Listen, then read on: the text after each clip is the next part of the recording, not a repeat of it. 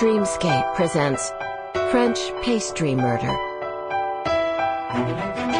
by Leslie Meier. Narrated by Karen White.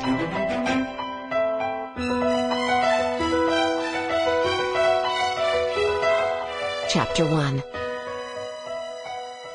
Lucy Stone shut her eyes tight and rolled over, trying to ignore the ringing phone on her bedside table.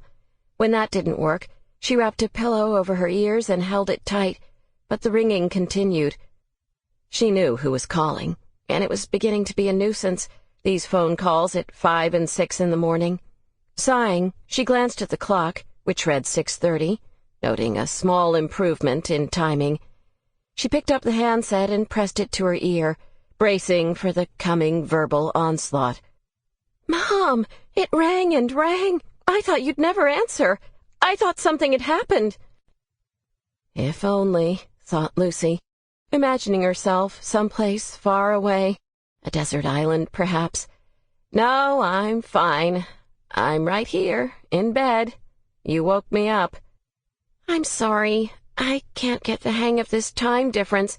France doesn't switch to daylight savings for a couple more weeks."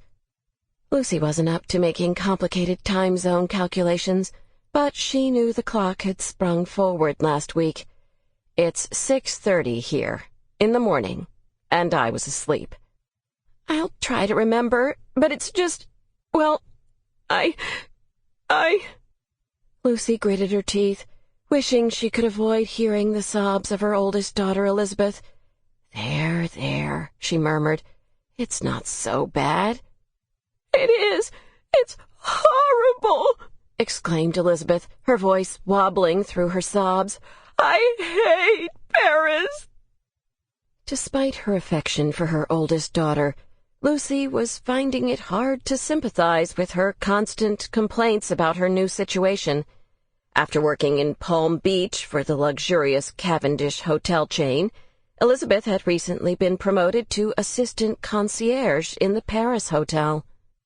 To Lucy, it seemed like a fantastic opportunity, especially since she herself had always dreamed of going to Paris, but had never managed to make the trip.